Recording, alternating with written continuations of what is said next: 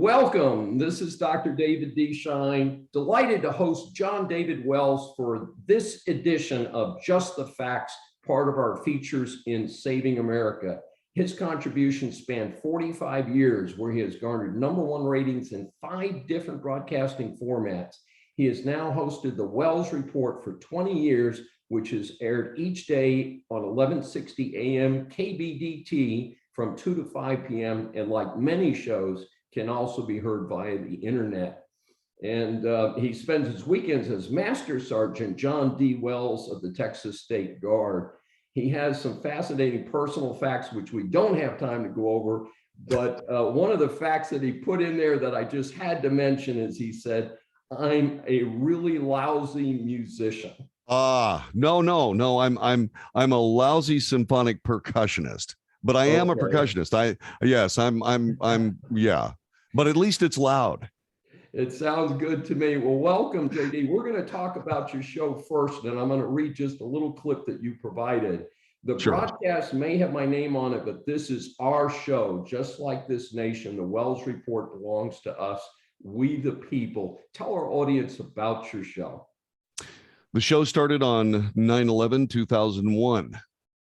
A day that lives in infamy to this day, at least in my mind, and I understand yours as well. You were in Washington, D.C. when that came down. Absolutely. I was awakened at somewhere around 6 o'clock. I was living in Las Vegas, Nevada.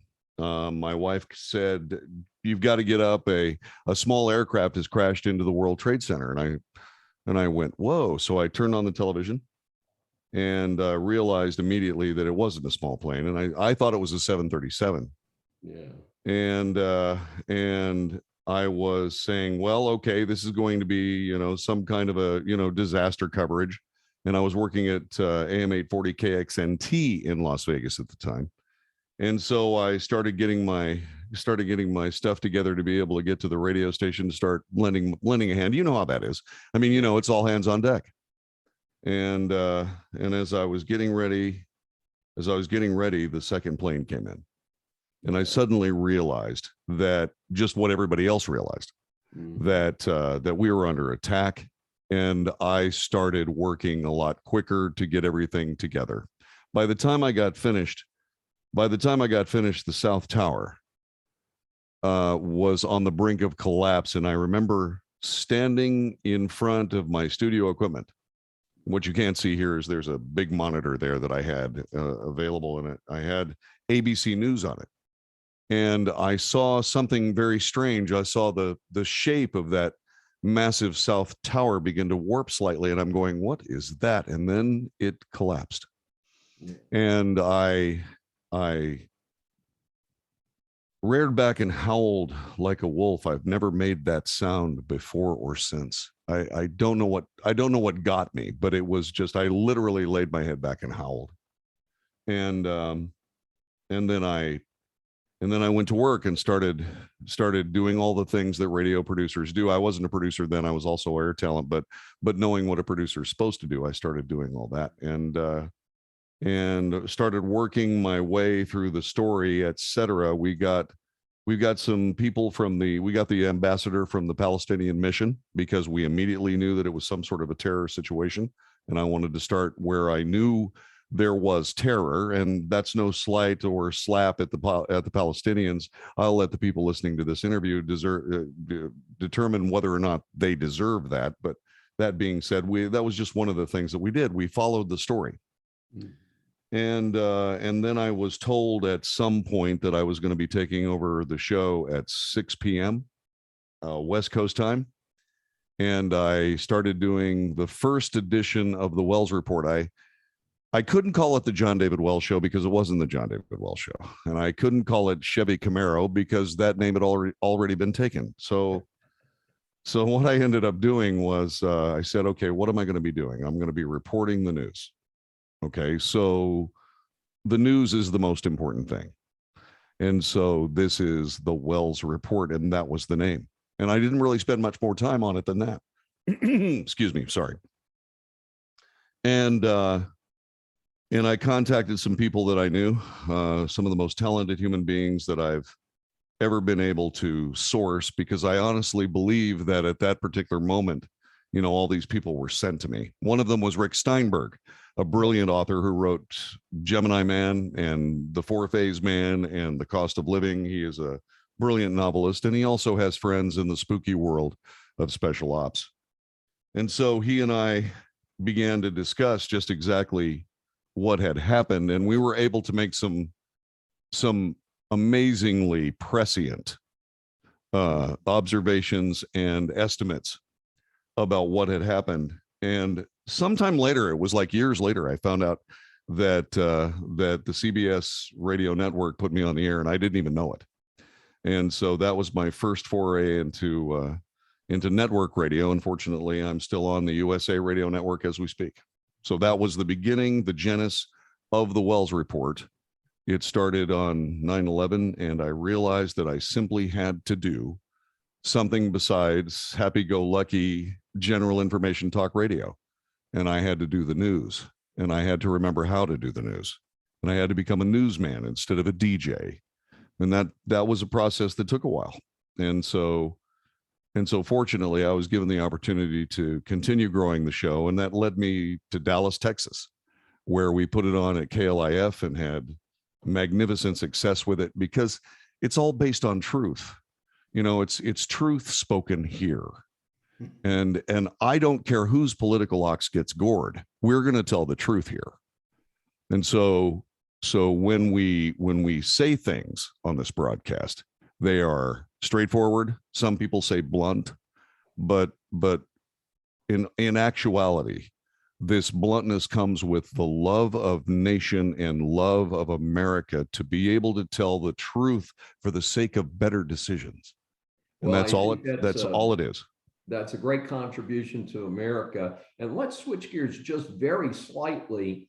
And what do you expect will be the impact from the disastrous abandonment of the entire country of Afghanistan? They talk a lot about the airport and stuff, but they gave up the whole country, not just the airport. Nothing good can come of it. It is essentially a Back to the Future moment where we go back 25, 27 years to the point where we go and train the Mujahideen to get rid of the Russians, and somehow in the odd ideology of the Muj, they finally decided that those of us who had spent all that time helping them and training them and we became the enemy, and not among most, but among some. And one of those was Osama bin Laden. I suspect that in the near future, we'll find another Osama bin Laden, and we'll find another smoking ruin of some part of America. And I'm not looking forward to it. I understand. Yeah, it's a tough call. And what do you see today? And it kind of leads into the question we just talked about in terms of American democracy. And of course, we have 2020 hindsight because we saw what happened yesterday. And does that bode any better for us? Great question, David. And I think what we have here is we have the beauty of the fruits of the labors of the greatest political minds, some of the greatest Renaissance men of the 18th century, knowing full well what human nature was capable of. The Constitution is not a technical document. The Constitution is a document of human nature. And what it does is it describes the remedies for the inevitabilities of human nature.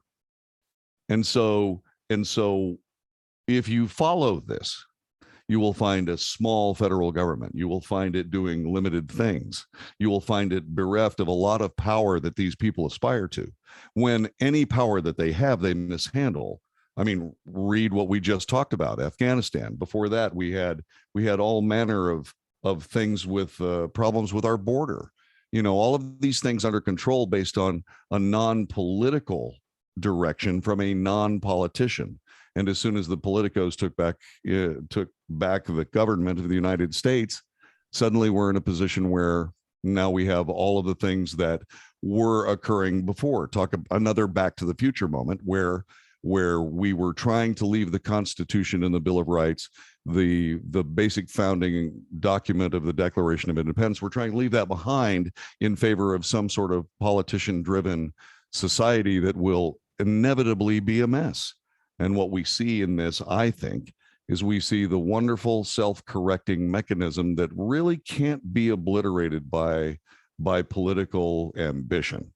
And I'm truly pleased at the way that the people of the United States, given an opportunity for their voice to be heard, indeed said, no, I'm sorry, we're not doing that this time.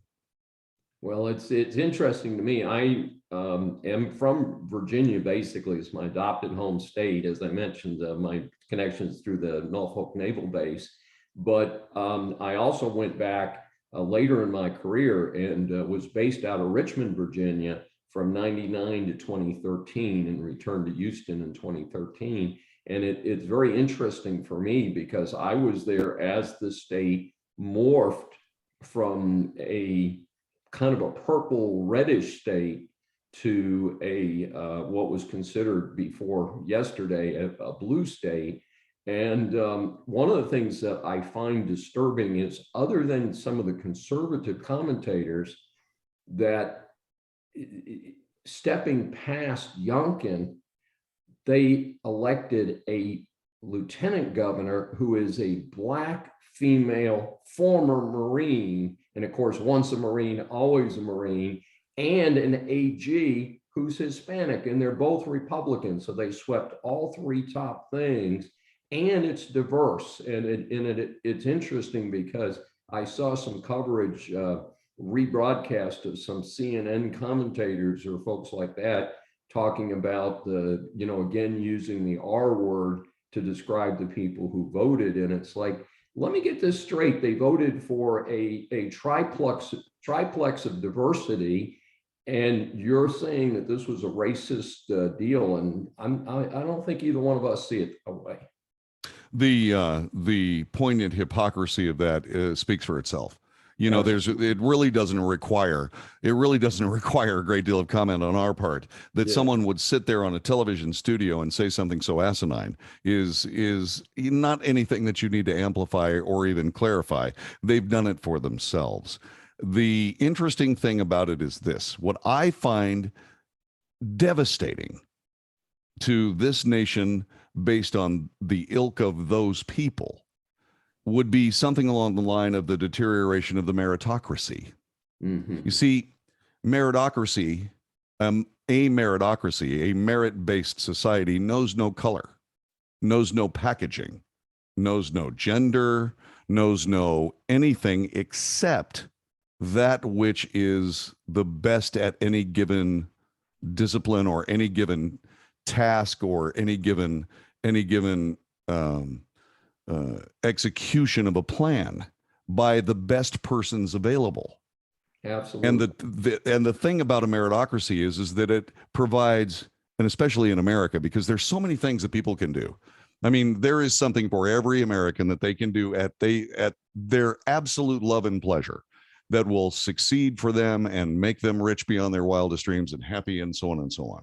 That's the greatness of America. But what I really think is that when we diminish the idea of the meritocracy, what we end up with is depending on packaging and political connection. And you know what? That is the abyss. This is about people being at their very best and celebrated for being there. And the rest of it, the color, the creed, the religion, the physical attribute, the packaging melts away into the irrelevance it belongs in. Absolutely. John David Wells, so much appreciate your being on Saving America for this edition. Tell people how they can get more information about your show and your activities. Well, strangely enough, you brought up my work with the Texas State Guard. I am about to deploy, and I can't say much more than that, but I will be in defense of this state and this nation. And so I will be doing some things more off the air than on, but I will be doing I will be doing a newsletter, and I will be doing some various things whenever I get a chance to. This particular deployment is going to require more soldier skills than communication skills. So I'll be concentrating on those. But what I will say is, if you go to thewellsreport.net, you'll be able to find me, and I'll be able to find you also on Facebook. The Wells Report, just go there, and I will be posting along that line, and we'll have at least a newsletter and so on. And until the end of this deployment, and I can't tell you when that's going to be, but it won't be forever, I'll be doing that. And David, thank you so much for this wonderful show about saving America, because this is the work that's required of us. This is our calling. This is what we must do to protect and defend and help this great republic both prosper and succeed. Absolutely. And thank you again. And thank you to our audience for joining us for this edition of Just the Facts for Saving America.